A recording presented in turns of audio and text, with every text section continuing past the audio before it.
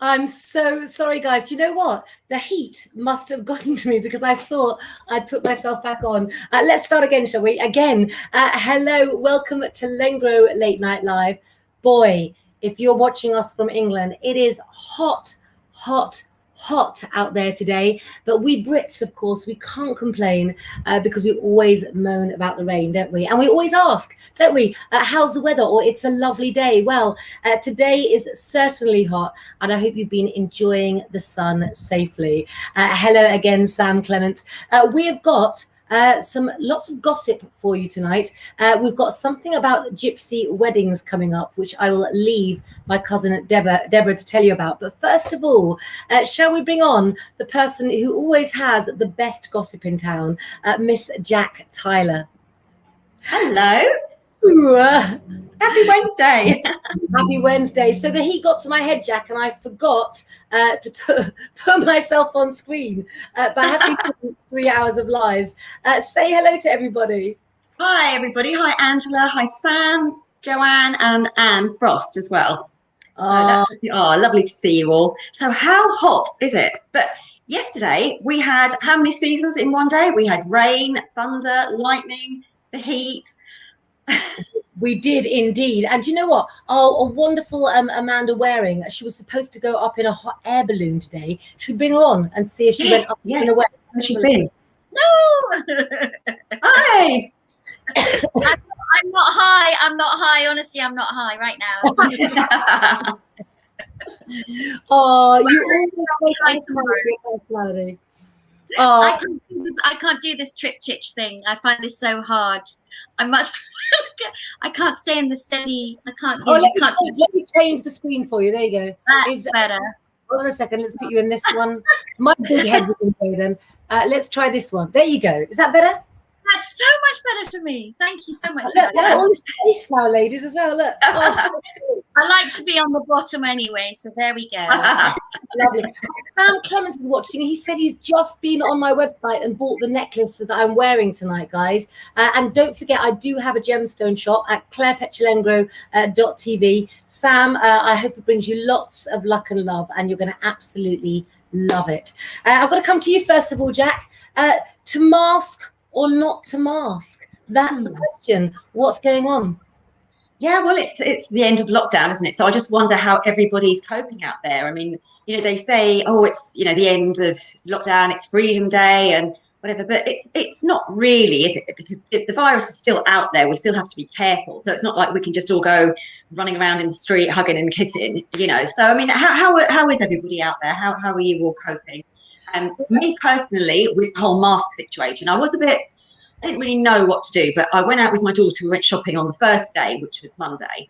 Yeah. And it was so nice not to have to wear masks in the shop. I mean, I've been double jabbed, so most of us, well, we have, haven't we? So, I mean, I did feel comfortable not wearing a mask. But how about you? How do you feel? Well, let's get to Amanda first. Amanda, tell everyone where you live, not exactly the address. What is it like in your town for masks? So weirdly, we were having this conversation with neighbours today, and so in the supermarkets, everybody was wearing their masks. Yeah. So there was no difference really.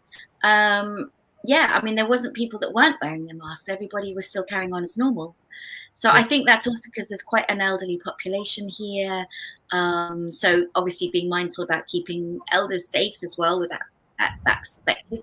But yeah, and then I heard from my neighbour, very sadly, that she and her daughter had gone into a shop, and it was just a small shop, and they were just looked at with daggers because they weren't wearing their mask. And they kind of felt like they were breaking some rule, even though the rule has now been relaxed. So I can see that people can get I can see how divisive it can get. And again, I think I'm going to say, we should just have tolerance. I obviously have Magic Jack away right now. Sorry, Jack. That's Magic Jack. Yeah, sorry, Jack. That's it. No mask. You can't come in. Yeah, but I do feel very, I feel very sad because I think people are not having the tolerance that they should have of everyone's viewpoint. So I do find this difficult at this time. Yeah. thing is, I think the main thing, guys, that we've got to remember is if you're scared, if you're anxious, whether you've had 1 minute of feeling that way or, you know, a whole year, then bear in mind that other people might be feeling that way too. And it is about respecting other people's space, isn't it? And what they want. And really listening and honoring that as well. But we've got other things to get on with now as well. Let's have a little look. Jack has got all the gossip as well. But coming on at 9:30, my cousin Debs was up till 2 o'clock in the morning last night dancing because she went to a proper gypsy wedding, and she's going to be telling us at past what was going on at this wedding. But let me tell you, Amanda, it's nothing like Fat Gypsy weddings, but it is absolutely really it's incredible to see. And I wish I could bring up the pictures early, but let me just see if I can just find one to show you as the lovely Debs without showing you too many of the others. Let's have a little look. I think the cake was actually bigger. Actually, here's Debs in heaven. Look at that. Oh, wow. Isn't that beautiful? Yeah. I love that. Oh, my gosh.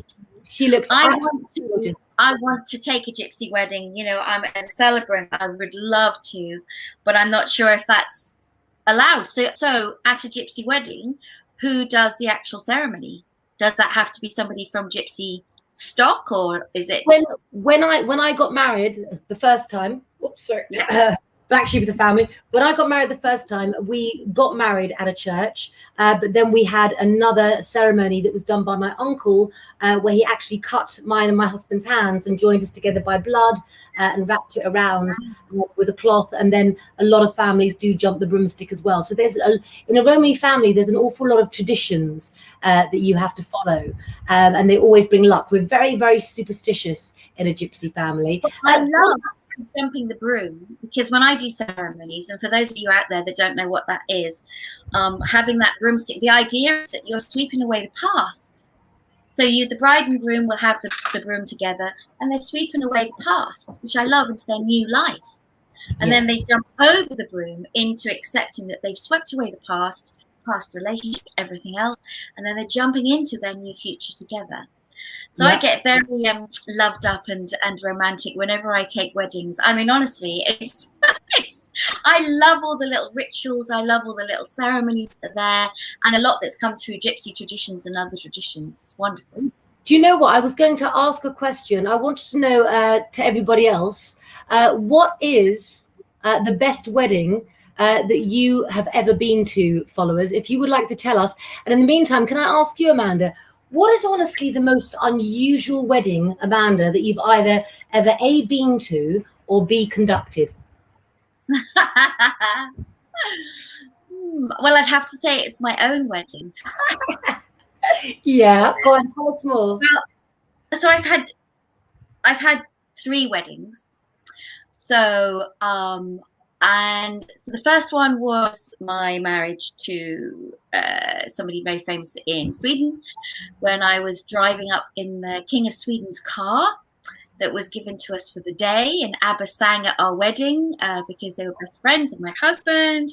Wow. And I didn't have a single friend there from the UK but my parents. That was it. My family was there, and then not really understanding what anybody was saying, and then being in a dress that was this extraordinary dress, I remember, and lobster bisque. So this, never have lobster bisque at a wedding, okay? Just any of you out there, don't have soup, okay? If you're the bride, never have soup.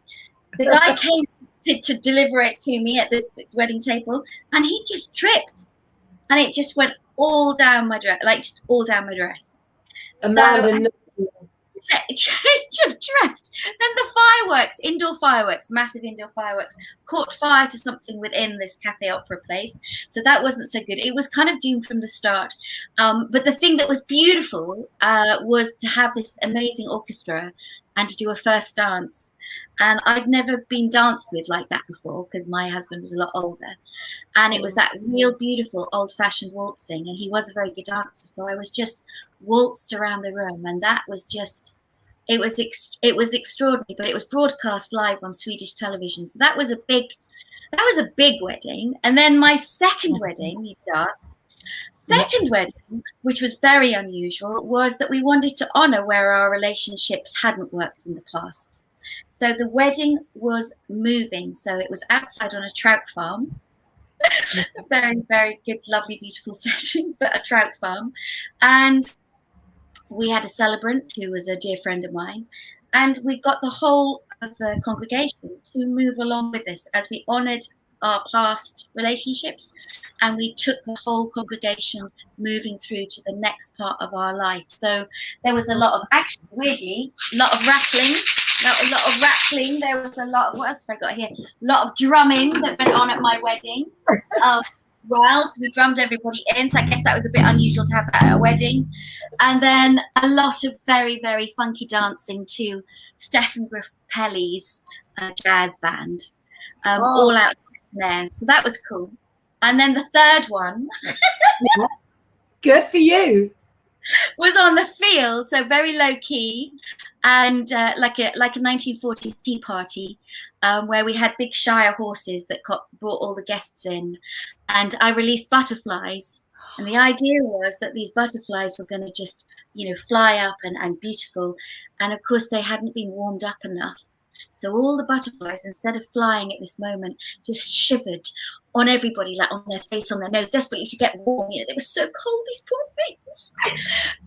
But it was lovely because the fact that you would have butterflies, I mean, some people were freaked out by it, but others loved it. But that you would have butterflies that would just stay with you. Whereas normally you just have a moment and they've gone. And these butterflies, people were, you know, entranced by. So in a nutshell, there you go. 3 ceremonies of my own that I think were all quite different and quite unusual. Not necessarily anticipated before. I love that. Jack, a bit of a technical hitch there, but you're back. My laptop decided to update. Oh my goodness.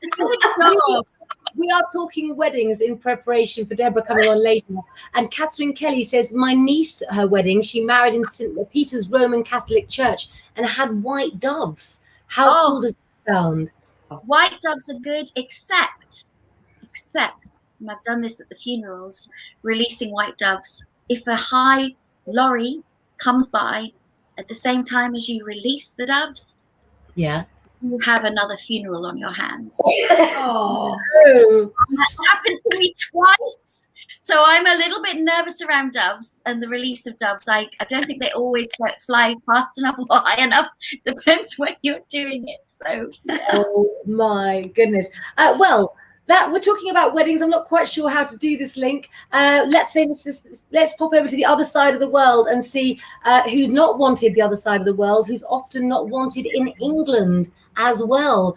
What is the gossip, Jack? What's about Australia? Katie Hopkins. Yes, good old Katie Hopkins. So the controversial broadcaster and writer Katie Hopkins has been deported from Australia. For what she did was she was out there doing Australian Big Brother, and she posted a video on her Instagram. It was joking, you know, she was joking, but she said when room service comes to her room, she's going to go out naked with no mask on to collect her room service. And you know, that just, at the moment, Australia, Sydney and Melbourne are in lockdown, so they were a bit outraged by what she said, and they found it all really in bad taste. You know, she's just made various comments, you know, that she just thinks the whole thing about lockdown is ridiculous, and she's always making her feelings known. And so she was actually sacked from Big Brother, and then the Australian government on Monday cancelled her visa and sent her back home. And you know, she's just thought the whole thing was hilarious, and she said, put a message up saying to the British people, see you in the morning, my lovelies. You may deport the Hopkins, but you cannot silence the truth. We will fight to take back our freedom. Australians must be set free.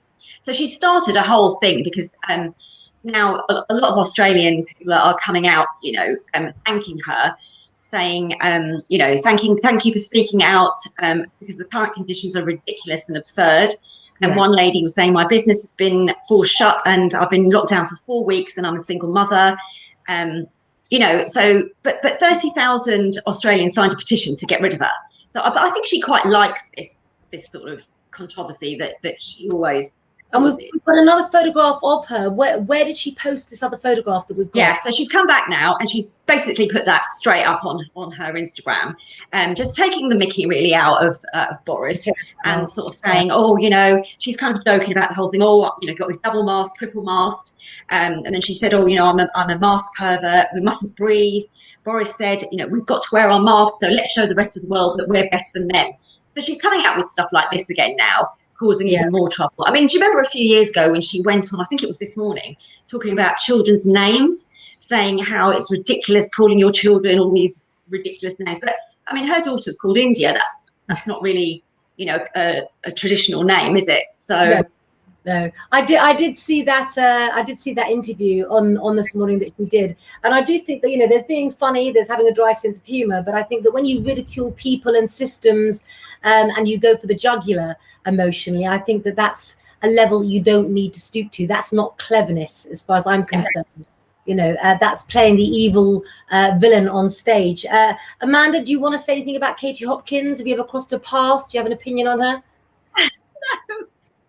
No, I have no opinion about her. I do not know enough about her. She's not really that. Yes, Claire Roy says she thrives off drama, and Catherine Kelly says, oh dear, sounds like she's back to her old ways. Do you remember also that programme she did a few years ago where she had to put on lots and lots of weight? Yeah. I mean, she lost weight in I don't know how many days, but she was just proving that, you know, she was sort of saying overweight people are just basically lazy, because she proved that she can do it in a certain amount of time. And she caused a lot of trouble then as well, didn't she? You can't put those emotional factors into that anyone can lose weight, because you don't want to know what somebody's emotional state is. Exactly. You know what? I suggest we don't give that woman any more airtime. Absolutely.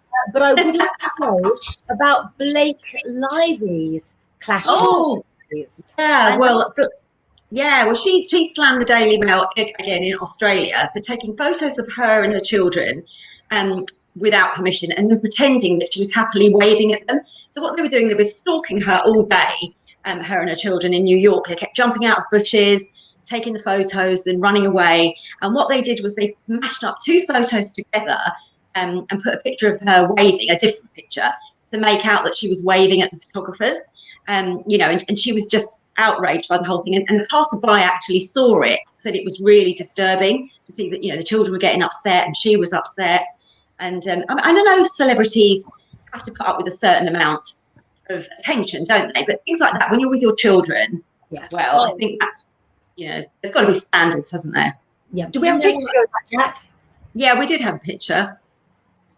There she is. There she is. Bless her. Amanda, what do you have to say about that? Yeah, no, I think, you know, it is really terrifying for children, even if you've grown up with that. I mean, weirdly, at my dad's funeral, I had photographers that were jumping out of bushes and being really, at a funeral, really at the crematorium, obtrusive and disturbing, really disturbing. And you know, and I received photographs from these particular journalists, and it was actually, I found it really sinister, because my dad's funeral, you know, this was private, this was really important, and they were deliberately taking photos of me, and I really wasn't aware of why that would be so important anyway. You know, I hadn't done a big telly or anything for a while. I wasn't like in the media massively then, as far as I could remember. So do you know what I mean? That was even more obtrusive, because it wasn't like I was expecting, because I've just in the lead of a TV series, that okay, you can maybe expect a bit of paparazzi. So it's that kind of hidden, like, and I think this is what journalists sometimes do, or photographers, they go just in case, so that then we can use that photo, that just in case she then does do another big series, then we've got that online, her looking really upset and crying, and we can use it for something with a different strapline underneath. Yeah, but what's really deceitful is when they put different photos together. Oh, yeah. Absolutely.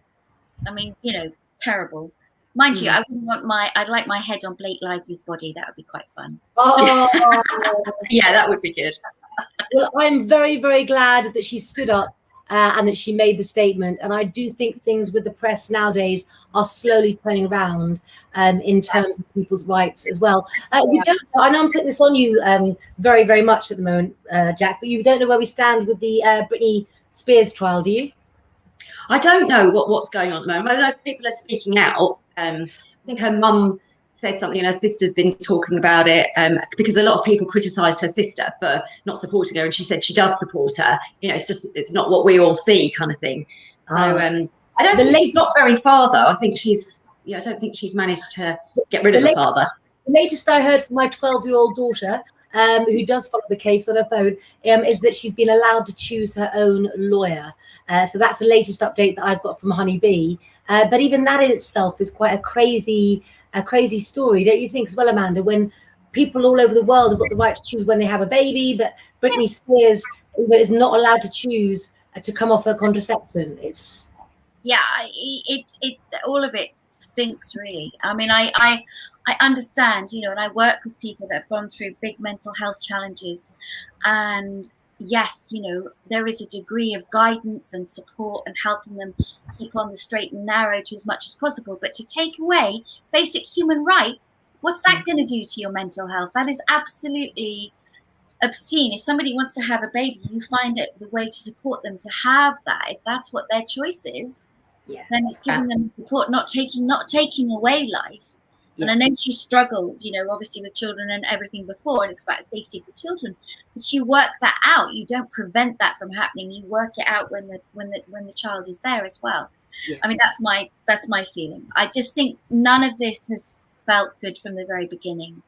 It has had a very odd, an odd taste around the way things have been done, and in full sight of all of us as well. Do you not think that smell, that taste is of money that the lawyers are getting, considering she's paying for both sides of the lawyers at the moment and the case ongoing? To me, it does sound like sort of very high up control. And exactly. As Claire Roy says, what is the world coming to? And very sinister. But at the moment, let's go on a little bit, because I've got some banners that I haven't brought up, or some things to show you as well. There is this one, Jack. Oh, we don't want her. That's Katie. Oh no, that's Katie Hopkins again. Oh my God, get off, woman. Okay, let's.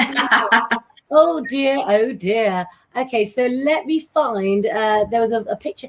We were talking about people we wanted to get rid of, I do believe, but I didn't think I had the picture to go with that. But let's talk a bit of royalty instead. Should we be a bit close things up? I do like them. Well, Prince Harry is writing his memoir. It's an intimate and heartfelt memoir to be released next year. The tell-all is an account of his experiences, his adventures, losses, and the lessons that have helped shape him. They include childhood, his military career, and the relationship with his wife and children.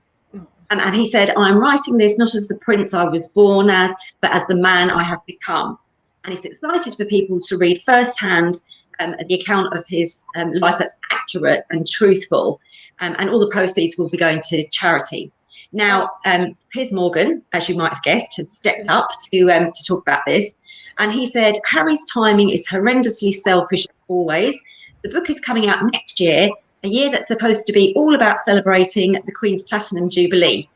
But Fern Britain has attacked Piers Morgan, asking him just to stop the bullying." So, I mean, what do we think? I mean, have we heard enough about Harry and Meghan? Do we need to hear any more? Has he got every right to write his book if he wants to? And is it bad timing to be bringing it out next year at the same time that the Queen is celebrating her Platinum Jubilee? What do we think? Amanda, do you want to go first, or shall I? You could go first, darling. I'll hand that over to you. Well, my view is that the royals haven't had an easy life anyway. Anybody that's born into the royal way of life, it's very difficult, and I do think that where Harry's concerned, he's had an exceptionally different upbringing for everything that's happened with, again, the press intrusion, his mother's death, his father's position that his father had to be in, the pressure of being sort of the spare part, if you like, to his older brother. So I think for where he's come from and what he's been through, I think he deserves a medal. And I think, we don't know who made the decisions to take away his rights from him.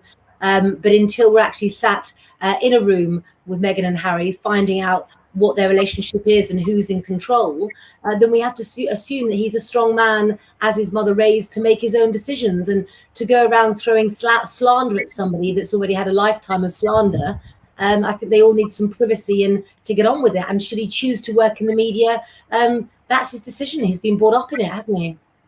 And I think the fact that you've got to remember they're in America now. Their life is in America, and you know the Americans love them and they're really interested and they want to know about them. So this is like the best time for him to bring out a book, really. And it's just unfortunate that it coincides with the Queen's anniversary jubilee. But then I don't really think she cares. I don't think she will mind.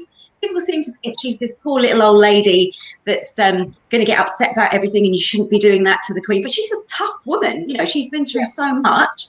Also, I don't think it's deliberate. I don't think it's like, oh, I've been waiting all this time to write this book and I'm choosing it for now. I don't think that it's a deliberate, deliberately done to disturb the family. I just think he's very much somebody that has to get things off his chest. And he's like, I've got to get it off now. Okay, I'm going to do it all now. And I think, again, a little bit, sometimes we can be overly, and I kind of, in a way, I miss some of the holding back on information a little bit, because I quite like the mystery that we would have about people, whether it was celebrities or whether it was the royal family, that there was a little bit of privacy and mystique. But if you choose to play the game, which he is choosing to play the game, then unfortunately he's got to have the thick skin to take what will come his way by playing that game. And I'm not sure he's got thick enough skin to take what will come his way again. So I don't know how well prepared he is by advisors for him personally, because I think with a lot of the things he's been doing, clearly someone has come up to him and said, would you like to do a book, and the money will go to charity. In some way that's been put on the table. And I think for him, who likes to raise money for charity anyway, and someone who's done a lot of counselling, I certainly know that when I've written books, and I've written books with my mother, that it's so cathartic and so good for the soul. And when you suddenly feel the need to do it and you're offered the chance to do it, it's quite hard to resist. So I don't necessarily think it's about having to spout it off. It can sometimes be a personal thing that's sort of letting it all out in a way as well. But I hope he doesn't write anything, or there isn't anything derogatory in there about William or Kate or Prince Charles. I really hope he hasn't, because I don't want to read things like that. I like you said, Amanda, there needs to be some sort of privacy. We don't need to know everything, do we? Yeah. Now, Amanda, can you stay on, or do we need to let you go? We have a Gypsy Lengro backstage that hasn't had much sleep because she got back from a wedding. You will have to let me go. I mean, honestly, which is so lovely. But I'm giving love to all of you, and have a really, really brilliant time. And I know that Deborah will be giving you some fabulous, and I'll listen in and out of feedback to what's happening today. But yeah, lovely to see you all. Thank you for having me on. Amanda, a really large glass of wine, put your feet up and be a follower for half an hour. Everyone say goodbye, good night to Amanda. We love you, Amanda, and we'll see you. Bye. Right, it is time to get the gypsies on. Hello. Hi. Hello. We've made it back. I've still got my hair in from last night. Yeah. This morning got back. She's just had to wash her hair. Last night we never got back till 2, and then I had a phone call this morning off clients, and I had to go into work all day and all night. So this is why my eyes look like this, and I've still got my hair in from yesterday. Oh my goodness. Right, so I've got a banner to bring up. So basically, there we go, we'll bring that one up. You've been to a proper Romany gypsy wedding. And just to introduce what's been going on, I've got a little video to play by the lovely Heavenly Lengro here to teach you all a little bit about what the difference is. So just for the moment, take a look at this, ladies and gents. Hello, Lengro ladies. Today we are going to the best wedding in the century, and this this is how Romany's do it, not travellers, Romany's. I've got the clothes in the back, I've got the flats on, I've got the caftans on, and I'm rocking and rolling. Right, we'll take more videos when we're here, so see ya! Oh, That was As you can tell, we enjoyed it. You did enjoy it. So the best way that I can think to do this, and I'm going to try and change our pictures so we can do this. Well, hold on, wrong one. I'm going to try and bring some pictures up. The best way is for you to explain it if I bring up some pictures. Now, first of all, what I want to say is, I don't know if we can play the music videos because it's someone who's very famous. So, Jack, who do you think you might have singing at a gypsy wedding? Do you think you might have a little banjo man, or who do you think you should get? Or an accordion player? yeah, maybe. No. Not at our weddings, nah. We don't do that style, do we, Claire? Well, let me show you some of the guests first of all, how they dressed up. This is just a picture here. If you want to talk everyone through some of the pictures, I'll bring them up. So the one in the pink is my cousin, and her name is Carrie, and that is her daughter, young Carrie. As you know, tradition, we carry the name on. So that is young Carrie. She got married, but in actual fact, her mother, I was her bridesmaid 25 years ago. So that's mother and daughter last night. And this one is me and Heavenly Petra Lengro. Oh, absolutely love that. Let's just bring some more up as well. And this, of course, is our Tiff. So that is my sister, Tiffany Petra Lengro, a lot slimmer and taller and prettier than me, but that is my baby sister. There's 12 years between us. Both gorgeous. You're both gorgeous. So listen, this looks like it's a big cake, but in a minute, I've got a picture of Tiffany to show how big a gypsy wedding cake needs to be. I mean, it's amazing. Did they cut it? Amazing. Yes, they did cut it. And within Romany weddings, we do have everything extravagant. But the secret is to a big wedding cake is there is only certain tiers, which is cake. The rest is fake. The rest is fake. So the rest is polystyrene. So you get the shape, and it's covered in the icing. But in actual fact, there's only probably about 2 or 3 tiers that is an actual cake that they take round the venue, so everybody can have a slice of the cake. Now, let me ask Jack. Did you see the size of that cake? Did it look quite big? Yes, it's massive. It did. Well, let me just show you in reality how big that cake was, because I've managed to go on Tiffany's Facebook today and get some pictures of her. I didn't think it was that big. It was massive. It was really, really massive. It was beautiful. Oh my goodness. It was lovely.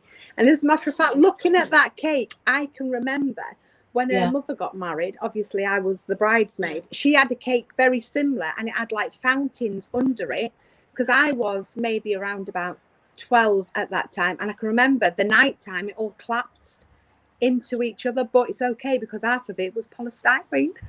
Oh, goodness. And should we have a look at the beautiful bride as well? Doesn't she look gorgeous? Oh, she looks beautiful. She looked unbelievable. So she had a long train behind the dress, and then obviously as she went into the evening, it got shorter and shorter. So they took the train off it, and then she had an evening gown for the night as well. But she's adorable, and all the dresses was made from Philip Armstrong in Knutsford in Cheshire. So that is where the dresses was made, and that is where a lot of Cheshire housewives go. Oh, absolutely stunning. So what I want to know, Heavenly, is who's the fella? Cousin. It's a cousin. So the fella is a cousin, and as a matter of it, so that is the bride's nephew. So when we got to the wedding, I told him, I said, come here. I said, I need to speak to you. I said, because obviously boys as cousins have to look after the girls. Yeah. So I said, but then he got on my nerves. Then he got on her nerves. So I said to him, you have to look after Heavenly. So he went, is she not allowed a boyfriend? I said, no, she's only 9. Wait till she's about 18 and then maybe so. Oh, look at you, Debs. Oh, wow. I look different today, don't I? No, you always look beautiful, cuz. And look at that.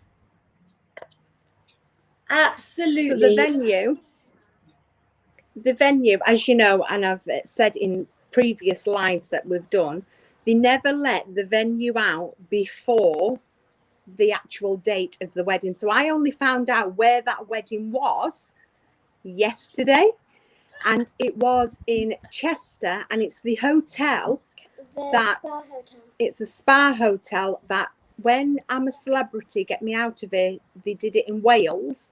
That's the hotel they got took back to. It was fantastic. It was beautiful. But it was sweating and the hallway Right. was a bit. She was sweating. She was sweating. It was hot. We were all sweating today, Heavenly. So before you came on, Deb, we were talking about weddings in general and saving the Gypsy part for sort of when you came on. So this wasn't my mum's side of the family. This was your dad's side of the family, wasn't it, that you went to? But do you want to ask any questions, guys, about what the difference is between a Gypsy wedding and a normal wedding? The singer, I've got a picture of the singer. Yeah, I want to find out who the singer was. Maybe we can play the picture because maybe we can play the video, but let's see if they recognize the singer, and then I've got some videos if we're allowed to play them. Tell me if you can comment and know who this star is that played at the wedding yesterday. Okay, let's see if any comments. That's not actually a very good picture of us. Should we play a video quickly? What do you think? Let's have a little look. I think I've got one with one of her songs on. So let me just scroll down a second.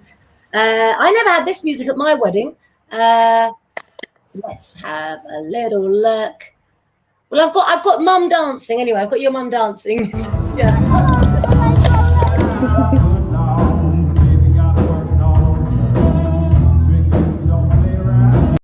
That's not got the right video on, so I don't want to get it taken off for that one. Let's just see. Nope. I remember having a choir at my wedding, and they all forgot the words. There were like little kids in the choir, and they forgot the words of the song. So it was okay. Well, I wasn't like that wedding. I'm going to play a very short clip before she gets to the main words of the song. Could you just tell everybody, Debs, who you saw playing at the wedding last week?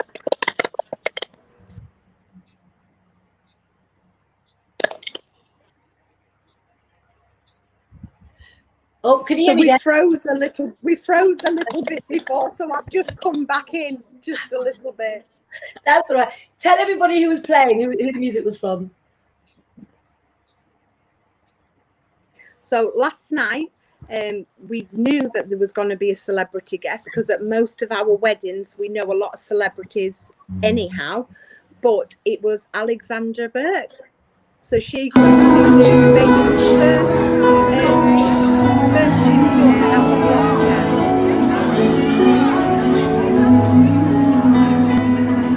Alexandra Burke.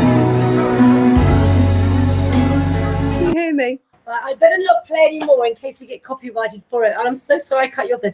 But yeah, you watched Alexandra Burke play. Oh, she's gone now. Oh, she's gone. I think she had a connection problem. But what an absolutely amazing wedding to go to. And I've seen loads of other photographs as well. But she's been sending photos throughout the day, isn't she? All the photos and the videos, yeah. And if you saw all the weddings like that, all your sort of Romany weddings, yeah. If you've got the money, the weddings are the most extravagant thing that they will do for the family, and you know, loads and loads of guests. And I think that for us, it's a chance to see all of our family that we don't see often because, you know, we all live in different towns and things. And when we get together, you know, you want to have the nicest outfit. But the funniest thing about the Romany Gypsies is that growing up, I was taken to all of these weddings, you know, with my mum and dad. My mum would not miss one. And if you sit down next to one of your aunties and you go, oh, my God, I love your bag. No joking. they will take their stuff out of their bag and they will give it to you. And if you say you've got a nice dress, the next day that dress will be sent to you to have. So they're really generous about giving things to each other. And I think that goes back to their grandparents and their parents not having so much during the Second World War, that by the time that we could afford nice things, they're over generous to each other with it. They really are. Hello, Debs. I was just saying, what happens? I'm back. Can you hear me?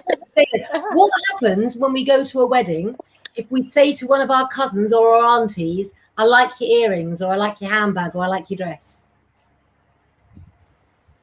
They'll take it off and give it to you, wouldn't they?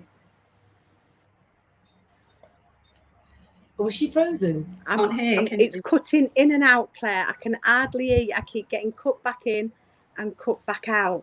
I thought, Debs, you were still dancing from last night. I thought you were doing a big box, little box. But it's really funny because, you know, when Deb was on the other day and we'd had this funny psychic moment. Can you hear me now? Yeah. Can you hear us now? Do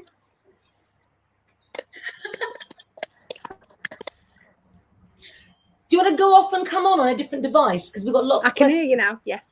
Okay, Jack, take it away. Yeah, Deb, you know, the other day when we had that funny psychic moment where we were texting each other at the same time when you did my tea leaves and I spoke to you. Well, I've today just done that. I'll try again with something else. Bear with me. We will get to this wedding. Bear with me. So today, Debs was texting saying that she didn't get until 2 o'clock in the morning. Then she had to go to her mum's booth to do the readings this morning.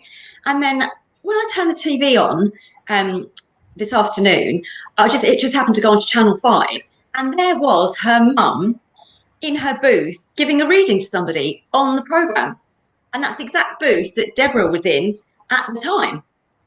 Yeah, that just came up on TV today. How bizarre is that? What does that mean, Claire? Is there a meaning behind that? Well, I'm a great believer that there's synchronicity to things. So I think the energies get together. I think that we all matter. And you and I have had that anyway, sort of being in tune with each other. But what about you followers? You know, have you had a feeling that the phone will ring, or have you texted a friend at the same time that they've been trying to call you, or thought about somebody at a time that you found out that they spoke about you as well? And I think that one of the things in a Gypsy family is we're taught to trust that. But do you think that since you've been more involved with Lengro, that you trust that more now? Would you go feeling more? Yeah. I definitely pick up on things. You know, I sort of find that. I mean, we sort of think the same, and we come out with the same things, but also with other people as well. Yeah. Definitely. Now, listen, while we're waiting for Debs to come back quickly, I have got this photograph to ask you about, and I've got a banner to bring up on it. So, well, James Martin has a Saturday morning cookery show, doesn't he, on ITV? And he invites celebrities and other chefs round to his house to cook. And sometimes he said that it's difficult to get rid of them. They just stay. You know, sometimes he's had to kick them out. Like he had to kick Boyzone out once at 2 o'clock in the morning because they just wouldn't go. So what we wanted to ask the viewers today was, have you ever had a guest who's outstayed their welcome round at your house? And how have you got rid of them? I mean, what have you ever come across that, Claire? Yes. It's very difficult, isn't it? Well, I'm not. I can't do like Debs does, stay up till 2 in the morning and be okay the next day. I like to go to bed. You know, as you know, after Lengro Late Night Live, I'm not far along in bed. And so I find it hard to do the whole late night thing. So I've peaked quite early, normally by 10 o'clock. And when people want to stay, I do kind of would sit there and be a little bit like this. What about you, Jack? Can you do an all-nighter? Well, not really. But if I did have a guest that wouldn't go, I just have to sit there. I just don't think I couldn't say anything. I wouldn't be able to get rid of them, or I wouldn't even be able to hint. I just sit there and wait till they went. I just couldn't do it. What about you, followers out there? Oh, sorry, I just spilled water on my electric stand there. They're okay. Don't worry. Bang. What about you? How have you? Catherine Kelly says, me too. I always drop a hint. See, a hint's not always good enough, is it? So there have been times in my life where I've gone out and met people purely so that I can come home when I want to. and it's been difficult with children in the home. I mean, I've had 4 children who are now still only teenagers, the youngest 2. So I haven't really been able to have a party house as such. And I also go to a lot of functions in London. So for me, I get the party lifestyle that's involved with work as well. You know, Nicola, she can do an all-nighter, and she's done one till 6 the next day. Oh, Nicola. How long, I wonder, did it take her to recover? How old is Nicola? I wondered. I wonder if she's young. If she's young, you can do that when you're young. We're older now, so let's bring you up as well. Actually, I have got a confession to make. There was somebody that used to come round my house when I shouldn't say this, when my niece lived with me, who's now 27. She lived with me since she was 13, I think it was, or 11, and we had an album, and I can't tell you what the album is because the person will then know who they are, that we put on because we knew this person hated this album just to get rid of them. Oh, we guarantee, and we'd play it really loud like we really loved it, just to get rid of them, and it worked every single time. That's a really good tip. I must remember that. Oh, so Nicola's young. She's 24. Yeah. I'm 49, Nicholas, so I think that I would struggle more than you would, my darling. I really would. Deborah's having trouble connecting. She's trying to find a different device, but God bless her. She did travel for the wedding yesterday. She did do 2 shifts on the seafront today, covering 2 shops, and she's off to Liverpool. Oh, and she might be back. Let's give it another try. If you've got some questions for Deborah about the difference between hello. Right, Jack, I'll leave it to you. I think it's the Wi-Fi in here. I'm right next to the Wi-Fi box, but it doesn't seem to be working. So I've unconnected everything. So I think we're okay now. Oh, right. So one of the questions, I'll finish off with my question, then I'll pass over to Jack. I was just saying it's quite traditional in our families, isn't it, when we go to weddings? If an auntie has got something that you like they're wearing, they'll take it off and give it to you. The next day it'll be yours, won't it? Yes, it will. So last night I seen a couple of nice pair of earrings I'd really like, but I never asked for them. But what about if somebody said that to you, though, Megs?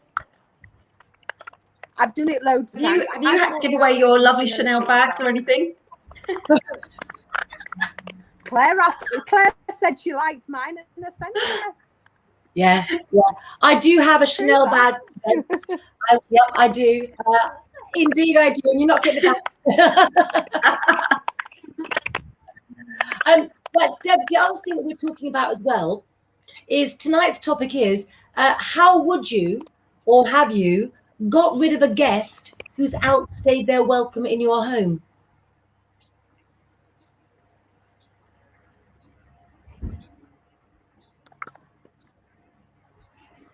I can't hear you. Oh, bless her. I keep getting bits of the conversation and it keeps going out on me, so I'm just getting a bit of. That's what I'm getting. Oh, that is such a shame. Jack, think of a short question because we can hear Deb's talk. I don't know what. More weddings. I'll give you a. Go on. More weddings. So a Romany wedding, as with Big Fat Gypsy wedding, you see the children there with belly tops on, high-heeled shoes, very, very extravagant clothes in acid colours. That does not go on in our weddings. Our weddings is classy, not trashy. So if we went in a belly top, we would be flung out by one of our older aunties saying, "What in the world, child, are you wearing?" Yeah. Debs, what about the honeymoon? Is the honeymoon as extravagant as the wedding? Yes, so it's tradition that the mother and father of the bride always pays for the wedding. Their children doesn't pay for the wedding. So like me now, I'm saving up now for when Heavenly gets married. So the mother and father always pay for the wedding to give to the best of the ability of what they can afford. But it is their husband and their family's duty to provide the home and send them on a beautiful honeymoon. So her mother and father, my cousin's mother and father-in-law, surprised her at a bridal shower that they was going to Mexico. And her husband has bought her a beautiful home. They sometimes live in Canada. So they've got a home in Canada.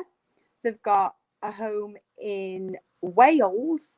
And they've got a home in Scotland. They've got 3 homes because they're very wealthy. Wow. So you actually have to start saving up now for Heavenly. She's only 9, isn't she? Yes, we do. So I have a fund. So every month I put into a bank account now. So when Heavenly does decide that she's getting married in the future, that I know that I will be able to put a wedding on to the best of my ability. But also with Romany weddings, a lot of non-Romanis believe that gypsies, their children have to get married at 16 and have 5 or 6 children. No. Romanis are completely different. My child has a home if she wants to stay here till I'm old and haggard. We don't push our children off with men. It's something that we don't really push our children. We like them to get on and find their life partner and their soulmate, but if they get past the age of 16, they're not left on the shelf. I'm at that stage now, Debs. My children are still at home and I'm old and haggard and there's no chance of them leaving anytime soon. So I get where you're coming from. But you've actually got 2 girls you've got to save up for, not just one, haven't you? I have.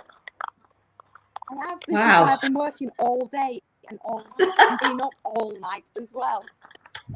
Oh, bless you. But if I had a little boy, I haven't got any sons, but if I had a son, it would be my husband's duty to learn him how to work, and when he gets old enough to pick his bride, well, then he has to provide a home for her of what she's accompanied to. So whatever kind of family she's come from, she's not to be put in anything less. So even boys, although the daughters do fortune telling, and if they've got the gift, the sons have to go out to work early, learn the father's trade, and they save every penny they have for when they get married so they can provide for their wife to be.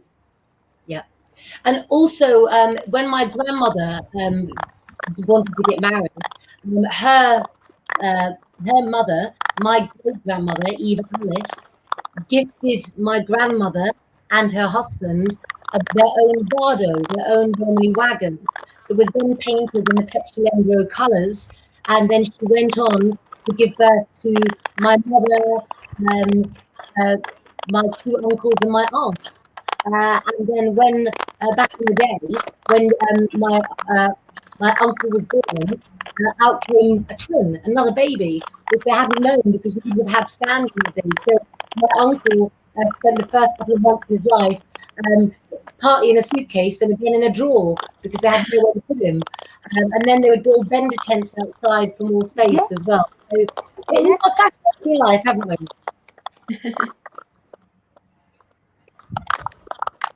Yes. Oh, Do you know what? The Romany culture is not what people... Have you lost me? No, just the about Romany you. Culture is not what people think it is. Can you hear me? Yeah. Yeah, I can hear you. You keep freezing a little bit. If people knew... Am I still freezing? A little bit. I tell you what, let's have a clip of your mum who's on television today. She didn't even know that she was on TV today. Somebody being in and filmed her, and Jack, you saw it, didn't you? Yeah. The volume might not be so good on this, but here's a little look at an interview we did, and I'll tell you the conversation afterwards if you can't hear it, because it was really, really interesting as well. So just take a look at this. It was on today.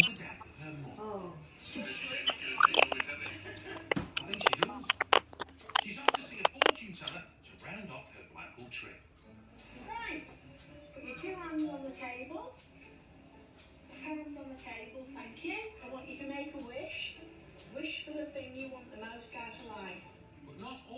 are sold on this psychic lark. Personally, I don't believe in it. I mean, you never see a rich partners near. I've had mine read, and the last one I went to said I was going to marry him. So I believe.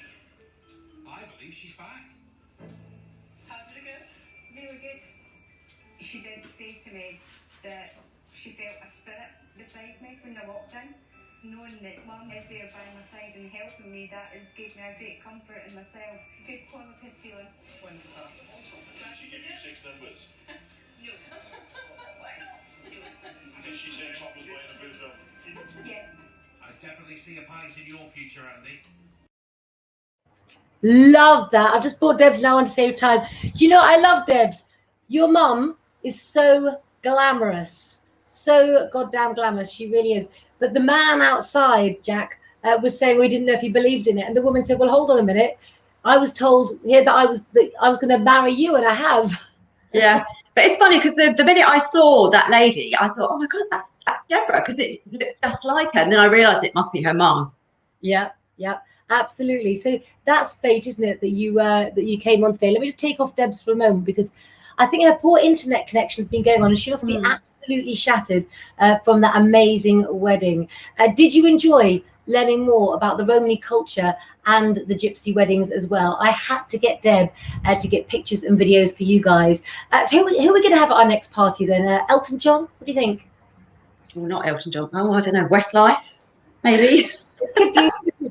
So I was going to ask a question then about who could take us out, if anybody could take us out. I might pick somebody nice and Irish for you, I think. Okay. It is actually the national day today is National Who Would You Want to Be Day. And we were talking about where would we want to be, weren't we, today?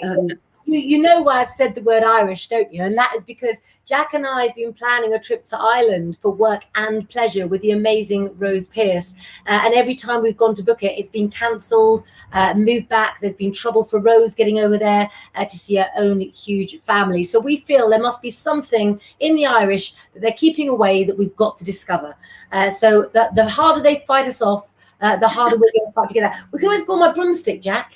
Yes, I know. Well, my friend Mandy and I were supposed to 2 St. Patrick's days we've missed because we were supposed to be in Dublin. And because of lockdown, we've missed both of those. So, yeah.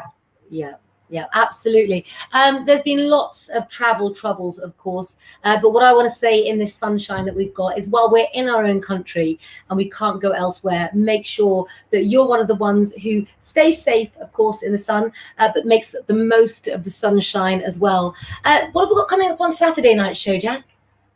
Oh, I don't know. I think Sam might be back Saturday. Now where is Sam? We can't say where has she been, Waring been wandering. You guys who follow us are going to have to tell us what we can say about Sam. Where has Sam been? Where has Sam been seen at? Yeah, so I'm sure we'll have some film reviews and some more gossip, some more fashion maybe. Who knows? Yeah, absolutely. Leslie Anthony said she's never been to Ireland, so we have to go to Ireland to report on it for her as well. Can you read what Deb says as well, please? I've got a contact lens now from the fan. Yes, says, sorry, girls, it keeps cutting in and out. I'm so sorry. Was really looking forward to speaking to you all about Romany weddings. Oh, fantastic. Well, I've had an absolutely amazing night. Who knows what we're going to be talking about on Saturday night. If you do have any subjects that are close to your heart and that you want to share with us, then, of course, do message Jack Tyler or message myself as well. But I think we should go and melt now into the background, don't you, Jack?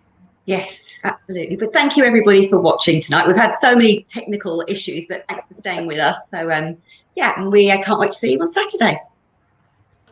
Bye.